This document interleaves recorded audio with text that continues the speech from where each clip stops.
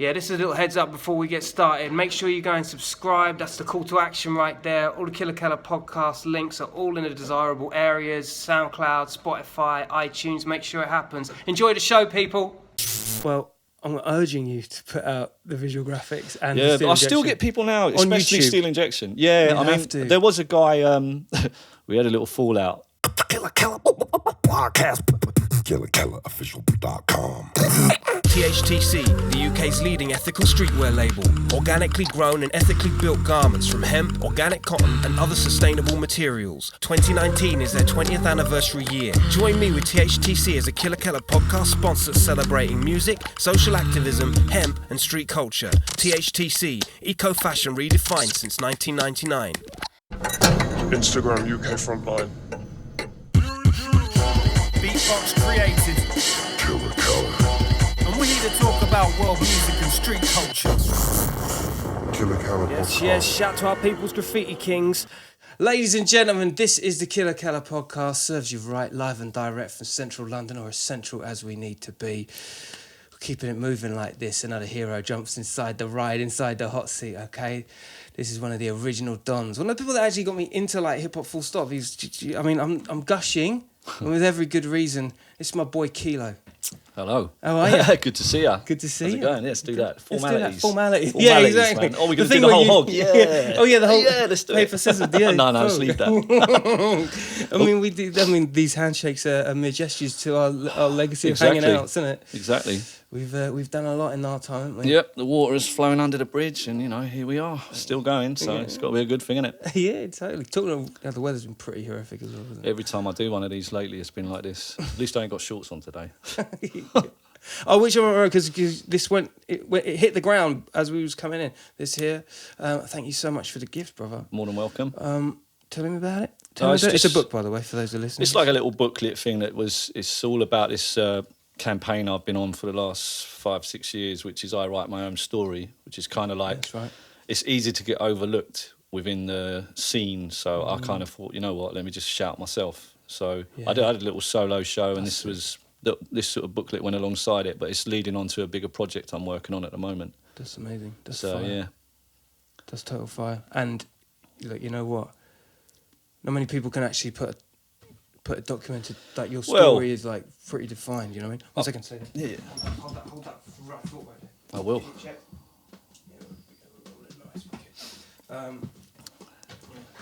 Like not a lot of people can like hold themselves to like having such a dedicated story that you've had, isn't it? No, I mean this came about after I realised I'd been like 3 decades in. So I was like, well, it's 30 years. It's like 2/3 of my life. Yeah. And it's a massive part of my life, still is. So why not kind of promote it a little, And that's where it came from. Yeah. I'm just going to go into this a little bit more because, through the ages in which, like, we've either hung out or I've known you, like, there was a whole time in my upbringing into the hip-hop world where you were definitely very much the documenter of not only yourself but the culture, you know what I mean? Yeah. Had it not been for things like visual graphics, I would never have ever...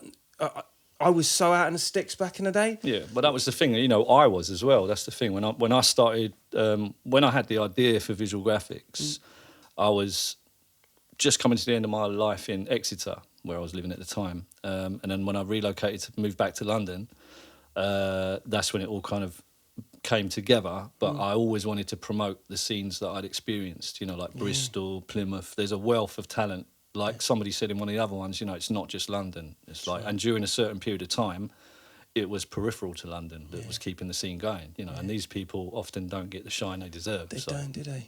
It's a very interesting time right now, particularly like with Graff, because it's very much on trend. I think that the trains play a big part in that now. Yep. I think street art, early street art, that plays a part in it. Yeah. And now a lot of the more hardcore that were hardcore are now like they're getting the opportunity to, put their stuff out in different directions. And it's made it more less non-regional and more palatable. Yeah, and it's more accessible. Right. I mean, I touching on that, I'm quite known for like my whole ethos is to preserve the culture. So when I say that, I'm talking about the writing culture. And I mean, like style writing, you know, how we got into it, how it developed, where it's gone to. I tend to kind of shy away from street art. You know, street art. I've been a bit hard on it, shall we say, over the last few years. And I'm trying to I'm trying to calm down a little bit. You know, it's got its place, and that's where it should stay. But I get it. No, bro, No, you know what I listen, mean. for real though, I do get it. You know why? Because this is you're as a graffiti writer, as somebody who watches graffiti writers and has been for so long. What they're doing is, you know, they're just repackaging something. Yeah, it's like rebranding it kind of, Yeah. but it is and it isn't in a sense, because it's kind of like it's a different direction. Do you know what I mean? It's like you've still got that hardcore writing scene, and you, as far as I'm concerned, you should always have that. You know, 100%. because that's where everything comes from. That's do you know right. what I mean? And here's the thing: you can't just say, "Oh no, we like street art," Yeah. but then not give it up for the trains. And I think that has happened previously. I think now it's kind of like becoming a little bit more, merging. Yeah. But there was a time when, you know, you wouldn't get like writers invited to certain events because all they did was like letters, or perhaps they, you know, they didn't do like the nice, pretty stuff that people wanted to see. But it's still relevant because if you know what you're looking at, you can see the styles, you can see the intricacies within those letters. Daz said something interesting in his chat that I had with him, and I went away and I thought about it and I was like, man, that's incredible. It's like the whole idea of like graffiti saving a kid's life by having some sort of creative outlet. Yeah. Think 3 decades of like rap, hip hop, and graph saved your life. Yeah, well, I've You know what often I mean? I had a period. Let me say must have been about 6, 7 years ago, when I considered giving it up because I'd gone through a rough patch and everything kind of, maybe it was a midlife crisis, I don't know. And it crossed my mind, and I was kind of trying to work out what I would be without it, you know, and like, I can't even imagine what I would have been if I'd never got into it. You know, I'd probably be like drinking in a pub, getting into fights. I can't fight, so I'd be getting beaten up, you know. Yeah, bro. Do you know what I mean? I don't know, you know. I would be just a normal, boring person. And I think graffiti, hip-hop, the whole culture is kind of like, it gives you another identity. Do you know what I mean? Because my real name's William. Not a lot of people know that. So there's William, and then there's Kilo, you know. And the two cross over, undoubtedly, but there's also differences within those two characters, you know. Do you think there's a time when in your coming up, like maybe so entrenched in the culture at the time, was there a time where you wanted to like almost remove William? Yeah. Well, the thing is, it's like, you know, I have my own life, my own character, my own morals. But as a writer, you sometimes have to put those to one side and focus on, you know, getting up or doing whatever you've got to do. So it might be you're going against your actual principles as a normal, everyday, mainstream person, if you like, if that makes any sort of sense, you know. Yeah. I used to work, as an example, I worked in a factory as a maintenance fitter. And that was during the days of the high tops, you know. And I mean, you can imagine I'm working in a factory and I've got a high top, and like no one else is into hip hop in that factory, and I was just getting like rinsed. So that's why I had to slick my hair back in the like late 80s. Right. Yeah, that was a real fucking testing time, and especially coming from Exeter, I would imagine, where I'm from, it really was like, if you're not into like 90s house, Euro house, oh God, that was a fucking horrible time. Yeah, exactly. Oh God. And you get to have there was the Reeboks classics and the Ben Sherman, and you're just like, bro, like, I'm just going to stay indoors. Yeah. If they're in a skateboard park, I'm indoors. The thing is, you know, you want to dress a certain way, you know, pin-rolled chippies, shirts, all the rest of it. But as soon as you step out, you're just going to get like humiliated by everybody else because you're in a regional town where there's just you and your friends. That's it, you know. Yeah, anything but different it makes you stronger, I think. In a 100%. sense, you know. 100%. You makes you more determined. Yeah. You know, and you find that the enemy. Yeah. As crass as that is, it's true, isn't it? Yeah. And I feel like Graff is faced with enemy. It's like one of the few that really do. They're at the front line. Yeah. You know what I mean? It's like the sort of bastard son of hip hop, you know, because obviously you've got the people that are the hardcore writers who are the guys smashing the steel that are hitting the streets and all the rest of it. But like club promoters who are doing hip hop maybe don't want those guys in their jams because they're worried they're going to hit the toilets or going to hit the back wall, or it's kind of like, so it's usually like the underdog of the scene, Yeah. I think a lot. I mean, that definitely crossed my mind. I do live podcasts as well, and it crosses my mind. But then at the same time, I think those promoters back in the day. If you know that, it's a bit like if you know the promoter and you know where his heart comes from, like. There is allowances for that. It's like, sure. Yeah, don't fuck this shit up because, this well, it's guy's mutual cool respect. it's mutual respect. That's what we had, years ago when we used to do, when we were going to Scratch, and there was loads of jams back then, freshly braked, like like 2000s time. Early 2000s, late 90s, early 2000s, and all those guys, Matt and Rob from Scratch, they were always really like promoting all the elements of hip hop, including graffiti, and it was off. Bro, I was talking to Shock about that. Who else was I talking to? Dude, I mean, I remember meeting Banksy there. Like, they used to have like proper. They took out the whole wall in the thing, and I think that kind of eradicated any intensity of like, because writers, they didn't all individually get it, but there was at least a representation that gave them. It's important. Gave it the shine. Yeah. Another great one. Excuse me, while we're on the subject, I don't know if you ever went to the Rockers' Revenge nights. Yes, I did. They were like, that was one of the dopest jams that I remember from back then. Do you remember Breaking Bread as well? That was another good Breaking one. Bread. That was in Brixton, wasn't it? Mother Funk. That was another one. Yeah. All they're all integral to the big super clubs that are now sort of, let me say, exploiting it a little bit, maybe. Yeah. I mean, I think it comes in peaks and troughs, doesn't it? Yeah. I remember seeing you the first time I ever encountered you, aside from Visual Graffix, which was just, for me, it was just like a teleportation system that allowed me to just like fucking get to know. But and this was pre-YouTube, by the way. You had to go and hunt these fucking videos down for real. There was Fresh 97, which was a jam. For those of you that are, new to this kind of conversation, this was like a jam. Big jam. In Folkestone, Kent. And it was my first, and, I must have been about 17 or 18. You know what I mean? I went down there. I remember seeing Skinny Man and Mungo. Yeah. I was scared shitless. Everybody was there, wasn't it? That Everyone was like was a there, wealth bro. of talent there. Yeah, everyone was there. And Really. people that were just like, you know what I mean? It was just mad because the people that you least expect to throw down, it gave me a new perspective on what was. I thought, everyone, I come from that 90s bad boy era of like, Hit Squad, Daz Effects, EPMD, Redman. Like, that was my shit. Boom bap Smith years. and Wesson. Yeah, and I love that. But when I saw it happen at Fresh 97, I realised, hey, you don't have to dress like that, kid. You don't have to be like... You define your own character, You can take elements from different things, Like, nowadays, I don't think I dress hip hop. I might put a t-shirt on, like whatever, but I'm not about. I don't feel like I have to dress a certain way now to identify to something I'm part of. Do you know what I mean? I've done that. I've been there. I've moved on. Yeah. If I want to, then I will. Yeah. Exactly. Just Just an old open school that cupboard, jam. bro. Yeah, I still got a three stripe Adidas and my shell toes and all that, but whether they come out or not, that depends on my mood. That's right. Yeah. Exactly. Or the jam. Yeah. And how hardcore you're feeling, particularly around the kids. Like, well, you watch this. But what you were saying before we went VT, you were saying, like, in terms of breakdancing, that's not so much your game plan no more. Like, that you've kind of hung them up for a second. Yeah, I mean, as you know, I used to dance, and it was a big passion of mine. I danced back in the old days, like in the 83, 84 period. I started, like, getting into all of this in 83, but didn't really get into it proper until 84, let's say. And then kind of like got into the dance, got into b-boying.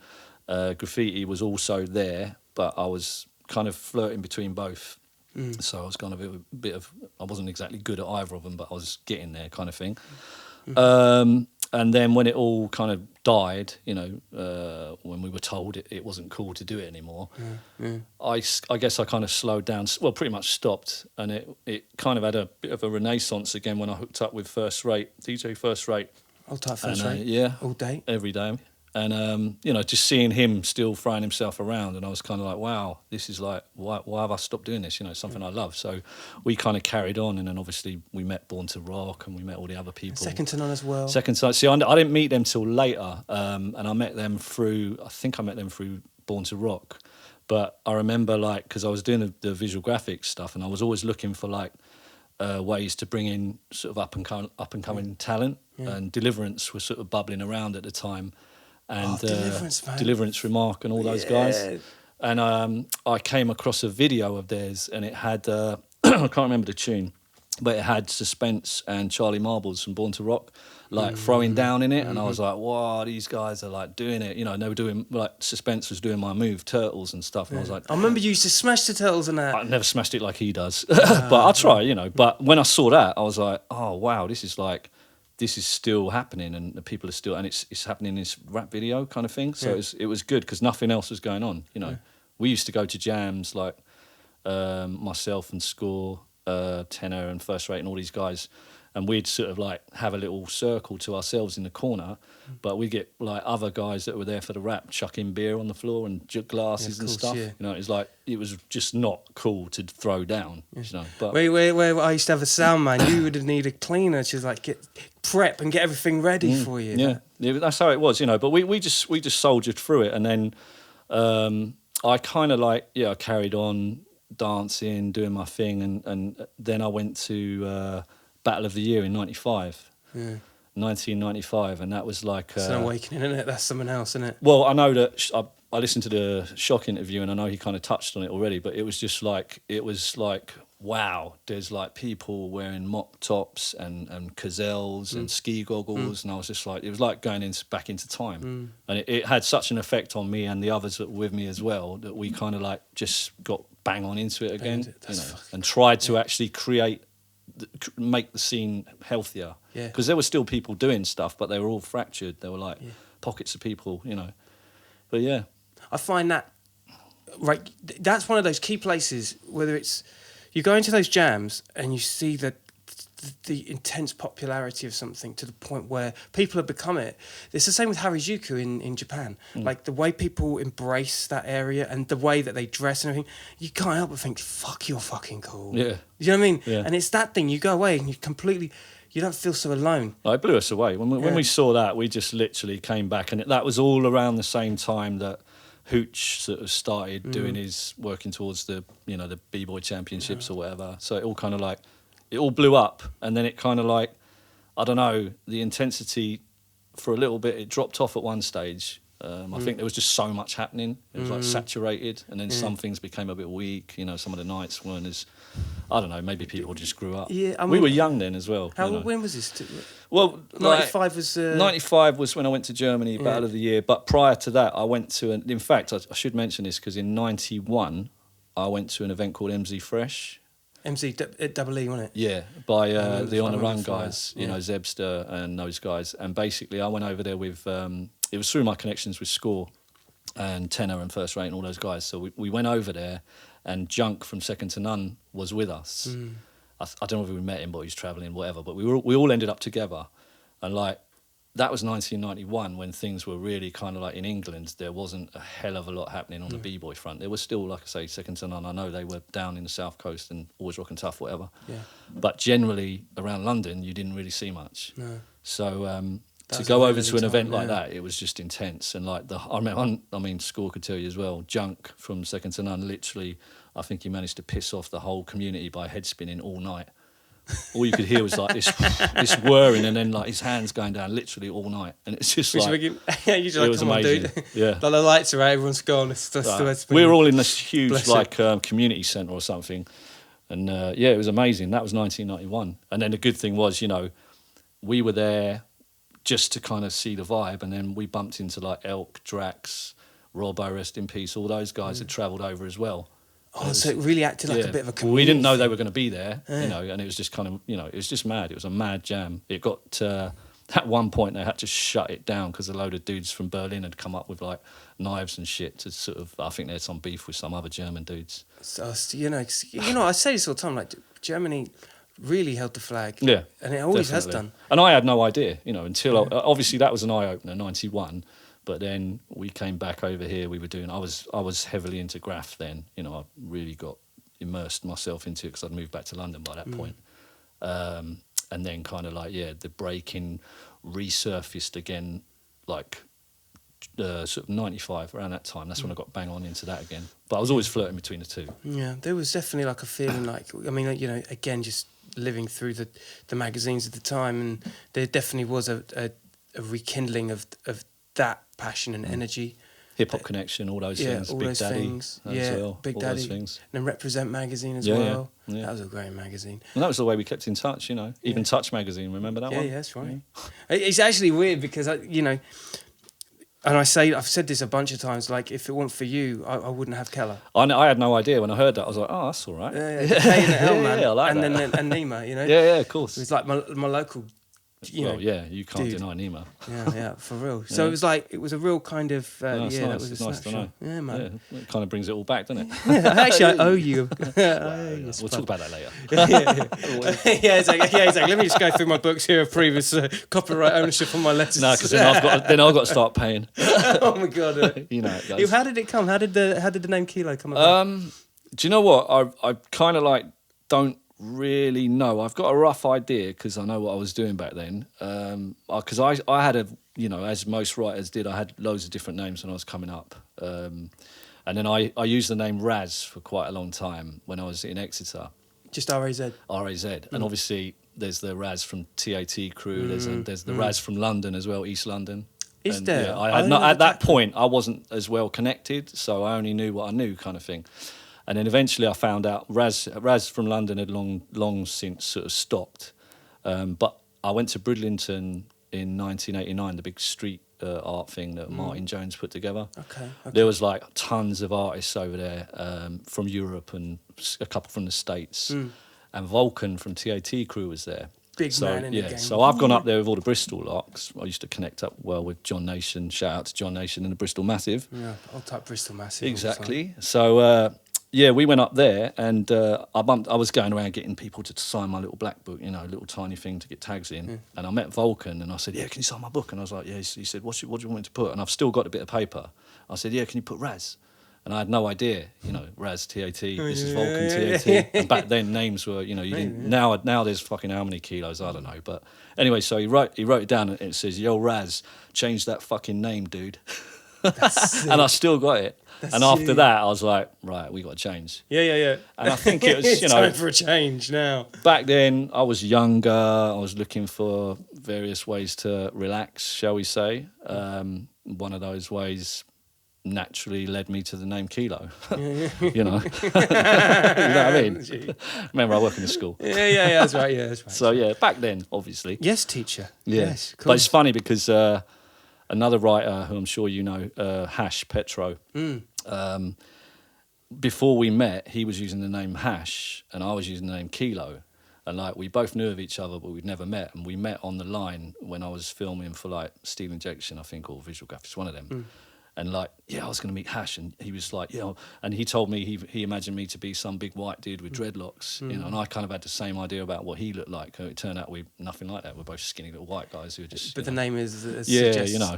So that's time. I think, Yeah. and also I like the composure of the letters. A lot of people sort of can't relate to having to do the K, the I, the L, and the O. You know, those letters, they don't like the vibe of them or the flow of them, let's say. But it works for me. It does. You know, well, I think it works for me. That's like it does, and that is ownership on you because, like you say, like I's and O's especially. I love them. Yeah, I love them. Yeah, bro. I love Like it really works for K's, some people's yeah. styles, doesn't it? The only one that's a bit awkward is the L because it's kind of like there's not that much. Where'd you can go do. with it? Yeah, exactly. Yeah. Oh, I know, man. But you know, I got that off. I Yeah, know, exactly, I yeah. can sympathise for real. There you go. Yeah. But yeah, where there's a will, there's a way. And if you find it that it works to your style, then hey, presto. and the good thing about that name as well is you can spell it different ways. You know, like the Keylo, put a W on the end, whatever. Chuck an H at the Yeah, end. chuck the H. Yeah, done that. Yeah, I've seen them all. I've seen them all from you. Yeah. Do you think there is a perception of people's because you know the identity is all within the letters and all within how you do, and like you say, when you met Petro, it's like what he expected you to look like, and vice versa. Oh yeah, definitely. Do you think that persona that you create because leads people to that? Yeah, because you know you're creating this identity, and it's like back then it was anonymous. You know, it's nowadays like I'm my face. I'm a legal writer, I suppose. So I got no problem like putting my name to my face. Back then, you wanted to become, you wanted to be obscure. So you had this identity that you created. So yeah, I mean, you know, that's the best example I could give. Him being Hash, me being Killa, and we both had this kind of, you know, idea of what we were going to be like, and yeah. I had an inkling that you did Steel Injection. Yeah, that was a one-off thing that I did as part of the visual graphics. I tell people about it, and it's like, I talk to people about it, and they're like, "Did he?" I was like, "Bro, I swear he did." You know, the thing is that this is why this whole like I write my own story kind of came about as well, because like I moved away from London in '98, and I moved up to Cambridge. And obviously I'd been in Exeter for a while as well, so I was only back in London from like 91 to 98, so like 7-8 years, let's say. Did quite a lot. Is that when you did Steel Injection? Yeah, during that time, yeah. Steel Injection came like towards the end of the visual graphics, but that was like that came about primarily through when I met Teach back in the days down at Unity site. I met Teach accidentally. He wasn't even known back then, you know, and I'm sure he'd probably give me the props for that as well. But we formed a friendship, and through him, he introduced me to a guy called. Now this is where I might get a bit hazy. I think it was Tane or Tame. This other guy, he wasn't really that up, but he had footage. He used to go and film a lot of the stuff that MTS, which was Teachers Crew at the time, they were doing. So. Through him and a guy called Fiasco, who's another old school writer from London, I decided to collate all this footage that I got my hands on and do like a cut and paste like train video. You know, it's mainly from what was going on in New York as well, because even though I was the first to do it over here, you know, it was around exactly the same time as Videograph was happening in New York.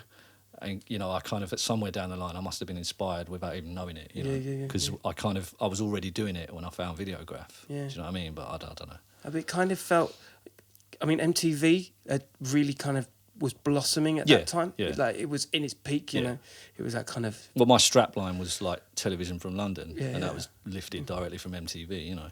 Yeah, exactly. And so many fond memories of that time, like having that. It served a purpose. I get people now that still say, like, you know, why didn't you do a DVD and that? And I did toy with the idea for a while, but I guess it's kind of like that I'd moved on from that episode, that chapter. You know, I'm better to refer to it as a chapter, and that's what I'm going to be putting out in the book I want to do, which obviously, you know, but. That was a part of my life, but I didn't want to kind of drag it on. Do you know what I mean? And also, I moved away from London, so it was hard. Oh, so you're talking about from the moment you did it, you wanted to kind of keep it in one place of your, well, I mean, because the thing is, I did it. It was a VHS thing, you know. It was when video was out there. If anybody remembers that, you know, VHS. But you know, then DVD came along, digital, you know, to replace analog.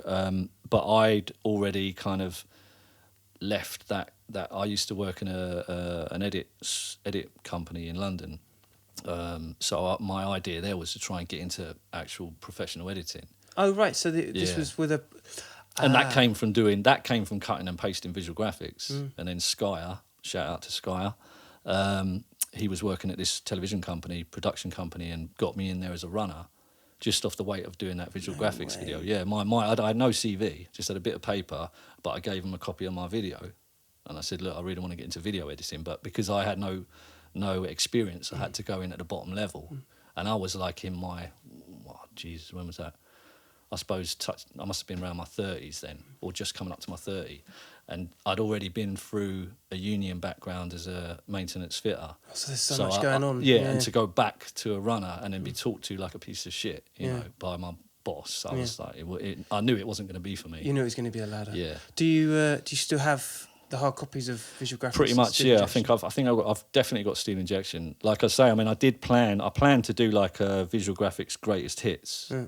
That was my idea when I was toying with it. Yeah. And it was going to be a double disc. Like one disc would be a compilation of the best bits of the Visual Graphics series. And there was, I think, 16 of those. And then the other one was going to be sort of reworked version of Steel Injection, because I know the soundtrack was something that a lot of people couldn't get to grips with. Yeah, that's cool. It was just breaks, wasn't it? It was like it was kind of like, it was a bit of a monotonous loop, you know, like, because it was doing, you know. Yeah, I remember that one particular one. I can hear it now in my head. Exactly. I can totally hear it now in my head. It was like Kenny Dope, all like that kind of, because that was what was big back then, you know. I remember Drax used to always like jibe me about that, the soundtrack. But, you know, it was part and parcel. You know what? That was when I first saw PFB with Robbo and Drax were on. So there you go. It served a purpose, you know. Yeah. And that was always my thing. My thing was, I wanted, like I say, the train scene back then, you know, you didn't have these internet or Instagram accounts where you can see all the stuff that's happening on the line. Back then, you had to be on the line, or you had to know someone who could tell you about stuff and maybe had filmed it or whatever, you know. Yeah, I'd And say there wasn't many of us. I would argue that's still the case now. Yeah. Well, for the guys that are out, you know, I know the real guys that are doing it. Obviously, I'm sure they don't even want it out there. Yeah. Well, I'm urging you to put out the visual graphics and the Yeah, Steel but I still Injection get people now, especially YouTube. Steel Injection. Yeah, You I have to. mean, there was a guy. We had a little fallout, but we reworked our friendship years ago. Dice from Clapham Junction way, TSM. He actually bootlegged Steel Injection, like without my knowledge. And we fell out over it, you know, because obviously it was like, well, this is my baby. But I know his intention wasn't to make money off it. He just wanted to see it out there as a DVD, and because he could see that I was pulling my feet with it. So, you know, but we shout out to Dice anyway, because that's all part and parcel. Yeah. No, the heart's in the right place, isn't it? You know, it'd be nice to finish that, and it would be nice to do it, but my main focus at the moment is wanting to do a book. You know, it only takes like an hour to get something uploaded on YouTube. I did. I mean, no, I could do that, but if I do it, I'd want to do it properly. I'd still like to do a DVD. I mean, it's still at the back of my mind, and I've had I chatted with Met because he had some of his crew were involved in production, you know, music production and DJing and stuff. And there was a talk at one point, and even some of the GFS guys, you know, Vega and all those guys. There was talk, a few times about doing it, but I think what happened was I moved to Cambridge, you know, and because I left London, and then I had a daughter, my child came along pretty soon after I moved. So my focus, even though I was still doing stuff, obviously you've got to slow down, you know. You become a parent, you've got to focus on your offspring, you know. Too right. And then through them videos, I mean, I remember GTV, Cope's thing. Yeah. He did a whole bunch of stuff as well. Yeah. That fed a nice fire for me. I thought the way that they handled. I always loved the cut and paste aspect of those. Well, that's it. I mean, when I stopped, I don't know if you ever saw Solvent Abuse. Did you come across that? No, but I heard of it. But I haven't seen that was Sky's project, and that kind of like picked up from where I stopped. And he was working in an edit facility, so he had access to like edit equipment. Is that online? Is that available? I think so. Possibly, I'm sure if you Google it, you'll find it. Solvent Abuse, and then there was White Trash as well. Yeah, that came out. That was a big one. Yeah. I mean, there's a few like the whole shout out to Arrow and the whole NT, the network Terra Fabulous. Yeah. There was a lot of things, you know, but it's nice knowing that kind of like I was there at the, you know, when it all blew up kind of thing. Yeah. But yeah, it's a part of my history, but it's something that perhaps I'll go back to, and who knows, you know. Yeah. Just need some motivation. I always found with your style, when it came down to Graff, the detail. I mean, you were always hot on like pinprick style accuracy on your lines. Cleanliness, I suppose. Yeah, man, total clean freak, man. Like it was real, and also you had a real illustrative like. Each letter was almost humanised. It had such a character. It still has a character to it. It really feels like. Yeah, that's cool. You know what I'm saying? See, the thing is, you're going to have a different perception, which is nice. It's always nice to see. I mean, I've got some freestyle letters, which are the ones that they're in my head. I mean, if I can't be bothered, I'll just do those, and they're the ones that you'll know because they're you see them all the time with the heart shape O. The heart shape O is like a homage to the old school, you know, Rio 2 and all those dudes from London, as well as the New York dudes, you know. But I kind of interested in you talking about the style because at one point I was trying to like develop my style and take it forward and take it into a new direction. But then I got I went to New York and the whole FBA thing came about, and I kind of almost regressed in a sense because I went back to the origins and tried to redefine my style so it fits in with the actual ethos of style writing, if that makes sense. Yeah, I get you. Do you know what I mean? At one point, like I did this series of this style called Check Your Head, which was like the letters were, I don't know, they're kind of like, I'd have to show you really to explain it, but they're not like the style that you know me for.